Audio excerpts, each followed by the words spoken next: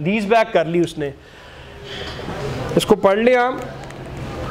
A lease back, also known by the name of sale lease back या lease buyback, is an arrangement in which the company sells the asset. Company that sells asset can lease back the same asset from the purchaser, जो आपका bank या leasing company होती है। Machinery already आपके पास लगी हुई है। कई दफ़ा ये होता है कि आप सिर्फ कागज़ों में मशीनरी परचेज करते हैं और साथ ही बैंक को ट्रांसफ़र कर देते हैं अपना। कई दफ़ा आपके प्रेमिसेस पे लगी होती है और वहाँ पर आप उसको सेल करके कहते हैं कि जी इधर ही मुझे अपना लीज बैक कर दो। It enables a company to sell an asset to raise capital, then lets the company lease the asset back from the purchaser. In this way, the company can get both the cash and the asset it needs to operate its business. A loan must be repaid and shows up on the अच्छा दूसरी ये भी होती है, इसको कहते हैं वो विंडो ड्रेसिंग करना, कि अगर उन्होंने पब्लिक में कहीं इनिशियल पब्लिक ऑफरिंग के लिए जा रही है तो अपनी बैलेंस शीट को इम्प्रूव करने के लिए भी वो ये काम कर लेते हैं। क्योंकि अगर आपने बैंक से कोई कर्जा वर्जा उठा के अपना 400 मिलियन का ये एसेट लिया था तो वो लोन रिफ्लेक्ट कर रहा है। जो लीज का जो अमाउंट है वो वहाँ पे आपकी बैलेंस शीट के ऊपर रिफ्लेक्ट नहीं होता, तो आपकी बैलेंस शीट सडनली हेल्दी हो जाती है, क्योंकि वो एसेट तो आपका आता रहता है, वो अमाउंट नहीं आएगा आपका लोन का। तो loan must be repaid and shows up on the companies balance sheet. A lease back transaction can actually help improve a companies balance sheet health. The liability on the balance sheet will go down by widening more debt and the current assets will show an increase in the form of cash, जो उसने bank ने आपको purchase किया था अपना। तो balance sheet की health improve कर जाती है। लेकिन हमारा उसमें क्या है कि as per cash flow statement you have shown gain realised under sale and lease back arrangement of 112 million, this amount has not been offered for tax. तो ऐसी भी जो आपकी वो सेल कर रहे हैं, हम कह रहे हैं जी हमें उसके ऊपर आप टैक्स ऑफर करें अपना। इसके ऊपर वैसे कोर्ट की लिटिगेशन भी चलती रही थी काफ़ी कि जी देना चाहिए कि नहीं देना चाहिए, ये तो एक फाइनेंसिंग का अरेंजमेंट है, ये क्या है। अच्छा जी, ये एक इम्पॉर्टेंट और है जी, royalty for fee and technical services. Tax payer की एफर्ट हमेशा ये होती है कि जी मैं कहाँ से अपने आप को कम से कम रेट पे टैक्स करवा लूँ। तो ये royalty and fee for technical services, ये सेक्शन 152 है अजी साहब, 151 है, ये 52 है मेरे ख्याल में। तो वहाँ पर जनरली जो रेट्स थे वो 10 to 20% के दरमियान जो है ना, आप इस तरह की जो royalty for technical and fee services, ये 10 to 20% of the gross amount पे ये टैक्स होती है अपना। अब जनरली वो करते क्या है कि अगर वो ना दें तो उसको 29% टैक्स लगना है, ठीक है। उसके बाद कंपनी का जितनी भी इनकम है 29 पे टैक्स हुई, उसके बाद उसने अगर कोई शेयर्स में से प्रॉफिट लेना है तो अगेन 10% पे उसकी टैक्सेशन होनी है। तो टोटल रेट ऑफ टैक्सेशन कितना हो गया, 39। अब उसने जो साइफन ऑफ करना होता है, उसी का बेटा भाई बाहर बैठा हुआ है और वो जाली उसको टेक्निकल फ़ी या कंसल्टेंसी फ़ी के नाम के ऊपर पेमेंट करी जा रहा है एट द रेट ऑफ 15% या 20%, ठीक है। वो फाइनल डिस्चार्ज हो गया उसका, तो ऑलमोस्ट 50% का उसको बेनिफिट है। तो कई जगह पे तो जेन्युइन है, जिस तरह आपका कोई होंडा कंपनी है या नेस्ले, उन्होंने पेरेंट कंपनीज को कोका कोला वगैरह ने कोई रॉयल्टी वगैरह देखनी है। लेकिन अदर देन दैट जो आपकी कंपनीज और इस तरह की चीज़ें आ रही हैं, तो then you have to dig deep into it कि ये जेन्युइन ट्रांजैक्शन है या फैब्रिकेटेड है, कि अपना ही भाई बेटा बहन बाहर बैठी हुई और बस यहाँ से साइफन ऑफ करके, तो उसको कैसे आप देखेंगे। ऑब्जर्वेशन ये बनी हुई कि as per note 24 of the account, reduction on account of royalty and technical assistance has been claimed at 678 million and 23 million. ये कुछ ऑब्जर्वेशन मैंने काटी हुई कि ये उसकी ठीक नहीं थी, लेकिन आप पढ़ लें। वो कहते हैं जी the expenses claimed on account of technical assistance fee are not allowable in terms of section 21 of the ordinance, since the same have not been incurred wholly and exclusively for the business purpose। भैया आपको सिर्फ देख के नहीं पता लगेगा कि ये बिजनेस पर्पस है कि नहीं है, ठीक है। अगर आप शो कॉज में सिर्फ इतना लिख देंगे तो ये ऑब्जर्वेशन आपकी गलत है, क्योंकि किसी अमाउंट को देखने से नहीं पता लगता कि ये बिजनेस रिलेटेड एक्सपेंडिचर है या नहीं है। कब पता लगेगा, unless you get hold of the contract which establishes that the same is not related to business or you have done the following scrutiny, जो अभी मैं नीचे डिस्कस करता हूँ, कि वहां से पता लगेगा। सिर्फ अमाउंट देख के नहीं पता लग सकता कि जनाब ये बिजनेस रिलेटेड थी या नहीं थी अपना। The deduction claimed on account of royalty and technical assistance fees inadmissible under section 21C, के आपने काटा नहीं है। अच्छा जी, moreover you are requested to explain। अब ये वो स्क्रूटनी वाला पार्ट है जिसकी बेसिस पे आप डिटर्मिन कर सकते हैं कि जनाब ये रिलेटेड कंसल्टेंसी फीस या टेक्निकल फ़ी थी या फैब्रिकेटेड थी। Your explanation should inter alia cover business necessity to acquire the said services, nature of services acquired, purpose of services, mode of services, method of calculation of management fee, copy of ledger, copy of agreement, number of people involved, visited for services, entry wise voucher, फलां फलां फलां। इन सारों को अगर आप देखेंगे तो तब जाके आपको पता लगेगा कि वाकई ये बिजनेस रिलेटेड है या ये फैब्रिकेटेड है, कि जी वाकई इसमें कोई कंसल्टेंसी है या इसमें इसका कोई स्कोप नहीं करता, अपना मर्ज नहीं करता, कोई बंदे प्रैक्टिकली कि उन्होंने विजिट किया आए या कोई आए नहीं अपना। तो टेक्निकल सर्विसेज के लिए, टेक्निकल सर्विसेज के लिए तो अगर टेक्निकल सर्विसेज इधर आके कर रहे हैं तो उसका रिकॉर्ड होगा कि कहीं होटल में ठहरे थे, वो 4 बंदे आए थे, 3 बंदे थे, कितनों की टिकट आपने फाइनेंस की, किधर एग्रीमेंट साइन किया है, किस एरिया में आपको टेक्निकल एक्सपर्टीज रिक्वायर्ड थी। अच्छा जी, लॉस ऑन टाइम क्या हो गया, अच्छा जी, loss on sale of investment. अब ये वो इन्वेस्टमेंट्स आ गई जो अभी ऊपर कैपिटल लॉसेस वगैरह नहीं पढ़ रहे थे। As per note 31 to the financial statements, you have shown loss of 13 million against loss on sale of investment. This is not allowable under section 59 of the income tax ordinance and warrants. ये losses से related है। Disallowance, loss of sale on investment, अगर तो ये securities related है तो it is not to be adjusted against the taxable income of the company। अगर ये securities related है क्योंकि उसने security, अगर उन shares के ऊपर कोई अपना gain आ रही है उनके against adjust होना है। It can only be adjusted against gain on disposable securities if any under section 37 and cannot be carried forward। Later on वो proposal जब आई थी तो उसके बाद प्रोवाइजो के बाद 2019 में आप 3 साल के लिए हो सकता है। For capital assets covered under section 37, the loss is to be dealt with under section 59, dealt with section 31, 8, 2 and 5। इसको देख लीजिएगा, ये भी हमने डिस्कस वैसे कर लिया, ये सारा ऊपर पढ़ के हम आ रहे हैं। अच्छा जी, gain on disposal of investment. As per computation chart you have shown gain on disposal of investment at ₹20 million and excluded the same for separate consideration of taxation but tax has not been charge. वो कहते हैं जी आपने अपना जो computation chart दिया था मुझे, वहाँ पर एक आइटम आपने मेन इनकम से अलहदा की 20 million के लिए कि जी ये सेपरेट ब्लॉक है, लेकिन उसके बाद आपने इसके ऊपर टैक्स ऑफर नहीं किया। As per first schedule of the income tax ordinance pertaining to capital gain on disposal of investment, division 8 deal करता है और एक इमूवेबल प्रॉपर्टी को डिवीजन 7 डील।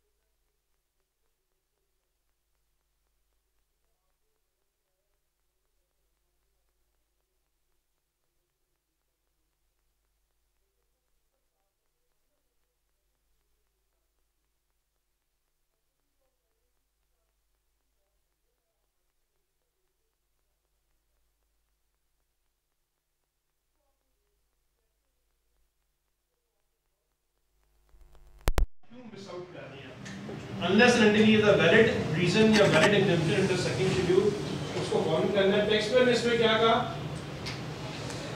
कहते हैं company is holding shares of the, अब इस चीज को जरा ध्यान से रखिएगा क्योंकि कई दफा वो कुछ कॉन्वोल्यूटेड सी लैंग्वेज यूज करते हैं, कई दफा वो सही होता है और कई दफा वो जानबूझ के आपको ऐसी लैंग्वेज यूज करता है कि आपके पल्ले कुछ ना पड़े। तो अगर पल्ले कुछ नहीं पड़ रहा तो प्लीज रिमेंबर कि छोड़ने से बेहतर है कि फिर टेक्स्ट कर दें, ठीक है। अगर डाउट में है तो फिर आप टेक्स्ट कर दें। अभी आपको उसकी एक एग्जांपल पढ़ाता हूं कि कैसे उन्होंने एग्रेसिव रिप्लाई दिए होते हैं। The company is holding shares of Koelu Power Company Limited, an associated company on which provision for impairment was created at 44 million up to tax year 2015, but this provision in tax year 2016 has been calculated at 27 million.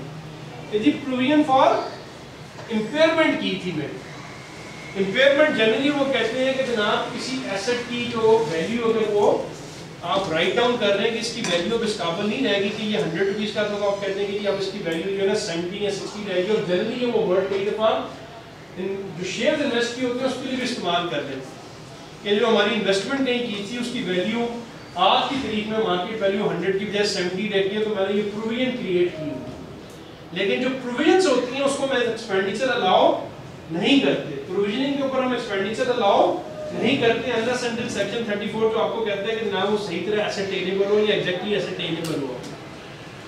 तो कहते हैं ये हमने provisioning की थी पिछले सालों में 44 मिलियन की और इस साल हमारा ये इन्वेस्टमेंट की वैल्यू इंप्रूव कर दी है, तो ये प्रोविजनिंग हमने कट डाउन करके 27 मिलियन पे ले आए। तो ये प्रोविजनिंग है, एक्चुअली कुछ भी नहीं हुआ। फर्दर वो कहता है you can kindly appreciate the shares of a public company are capital assets in terms of section 37, ये 37 which are also categorized as securities of subsection 3 of section 37A reproduced below for sake of your convenience. For the purpose of this section, security means share of public company flana flana flana. A reference to division 7 of part 1 of capital gain of disposal of shares of the securities was held before 1st July 2013. No income whatsoever is taxable in tax year 2018-19. तो ये कह रहे कि एक के ऊपर मैंने impairment वाला काम किया और सेकेंडली जो शेयर्स मेरे पास हैं वो मैंने जुलाई 2012 से पहले के लिए हुए और 1 जुलाई 2013 से पहले के अगर आपने कोई लिए हुए तो उन पर अगर कोई कैपिटल गेन आती तो आपका डिवीजन कह रहा है कि उस पर 0 रेट ऑफ टैक्स लगेगा। वो कह रहे हैं कि यस मेरे पास कुछ इम्पेयरमेंट की थी और कुछ मेरे पास शेयर्स भी हैं, लेकिन जो शेयर्स मैंने परचेज किए हुए वो मैंने 1 जुलाई 2013 से पहले लिए थे। और अगर आप अपना टेबल चेक करें तो वहां पर आफ्टर लेंथ ऑफ 8 ईयर या 6 ईयर वो 0 रेट पे कैपिटल गेन है टैक्स होना। तो कहता है जी अब तो मेरी इम्पेयरमेंट है, एक्चुअल हुआ नहीं और अगर हुए भी हैं तो मैं by virtue of this clause आपके टैक्स नेट पे नहीं आता। तो अगर उसका प्लॉजिबल आंसर है तो हम मान लेंगे, अगर नहीं है तो view of above factual position, capital gain if any earned from the sale of shares is not taxable. As stated above in our case, simply impairment result has been written back out of the accumulated impairment created in earlier year which is not। कहता है जी वैसे तो है ही impairment, लेकिन let's assume कि अगर मुझे कुछ गेन हुआ भी है तो मेरे चूंकि 8 साल पुराने शेयर्स हैं तो उसके ऊपर मुझे कैपिटल गेन नहीं लगती है, अपना 0% रेट है उस पर।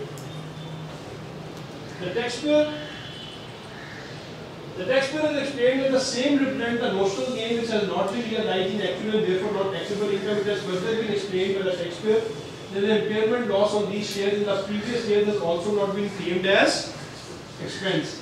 लेकिन ये तो कहते हैं ना मैं एक्सपेंस के तौर पे क्लेम नहीं किया, इसको चेक जरूर कर लिया गया।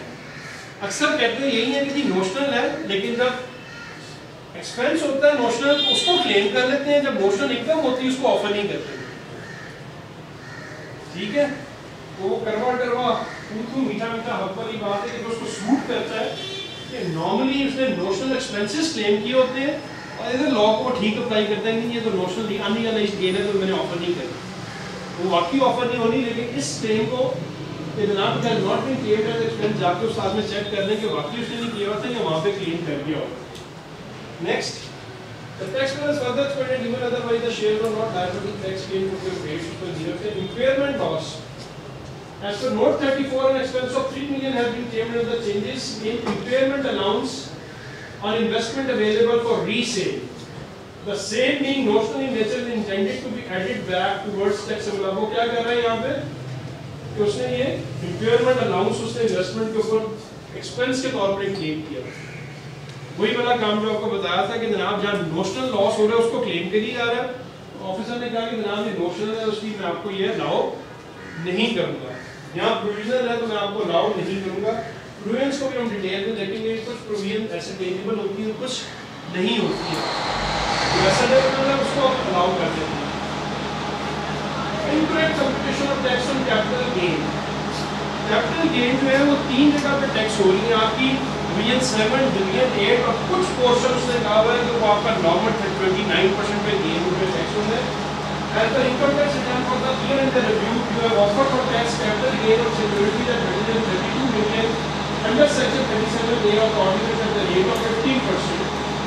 And to be written as per division 7 of the first review, where the same is to be offered for taxation as per division 2 of part 1 of the first review, being capital gain or disposal of debt securities of companies not listed on stock exchange.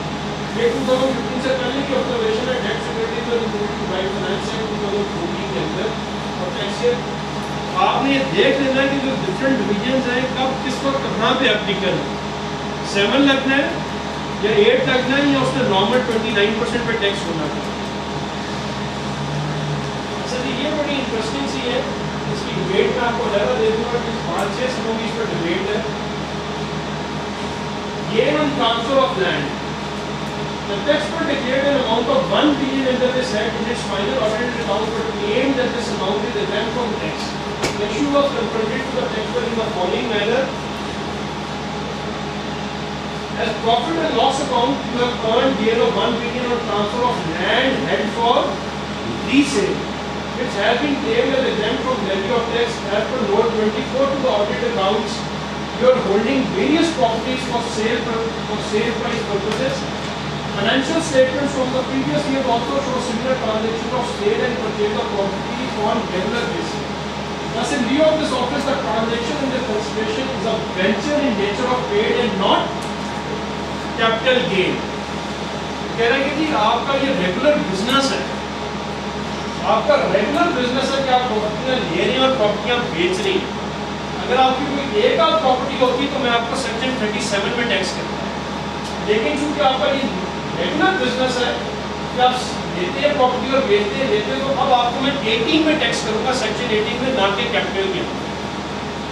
इसके अंदर बड़ी lengthy debate थी, अपना वो मैं आपको time नहीं दिया तो शुरू करूँगा। टैक्स पे लगा ये कि आपके 18 कॉन्स्टिट्यूशनल अमेंडमेंट मैंने इधर टैक्स होना है, पहले आपके पास प्रॉपर्टी को टैक्स करने का राइट नहीं था, अब आया राइट को बाय वर्च्यू ऑफ दैट 37 में टैक्स होना। ऑफिसर ने कहा कि नहीं, आप पहले भी venture in nature of trade थे वो सेक्शन 18 में टैक्स होता था, अब भी सेक्शन 18 में टैक्स होना है। हाँ, अगर आपकी आइडेंटिटी प्रॉपर्टीज आपके हाथ में होती उसको मैं इधर टैक्स कर देता, ये चूंकि आपका बिजनेस बन चुका होगा तो इसको मैं 18 में टैक्स कर दूँ, राइट। तो ये देख लीजिएगा कि ऐसा ना हो कि आपके पास भी ऐसे किसी को 37 में अपनी टैक्सेशन 29% की बजाय वहाँ पे रिड्यूस रेट है टैक्स के, वहाँ पे ना करवा रहा हो। लास्ट ऑब्जर्वेशन अब ये देखें,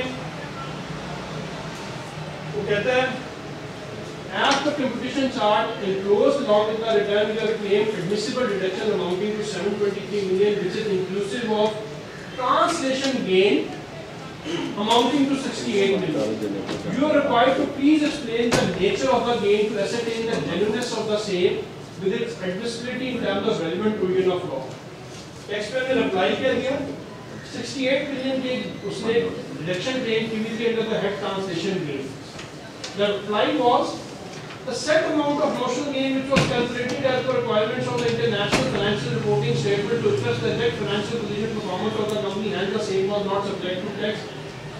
ये evasive reply है कि इंटरनेशनल अकाउंटिंग स्टैंडर्ड फलाना फलाना इंटरनेशनल अकाउंटिंग स्टैंडर्ड रिपोर्टिंग के लिए जरूर है, but for tax purposes they don't take precedence over our law. वो रिपोर्टिंग उनकी इंटरनेशनल अकाउंटिंग स्टैंडर्ड्स के मुताबिक ही चलती है, ठीक है।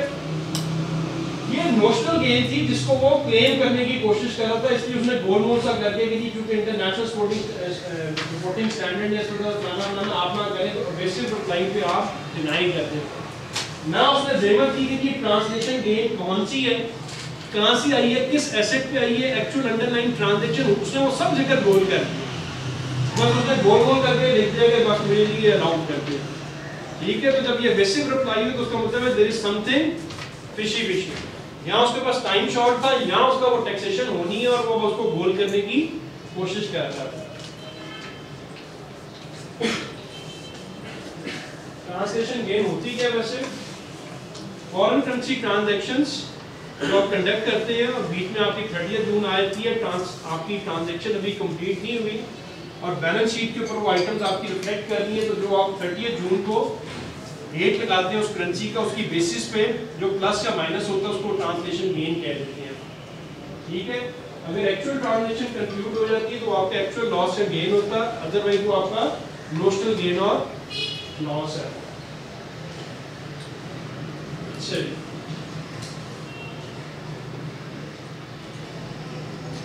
ये फिर कल स्टार्ट करेंगे, राइट।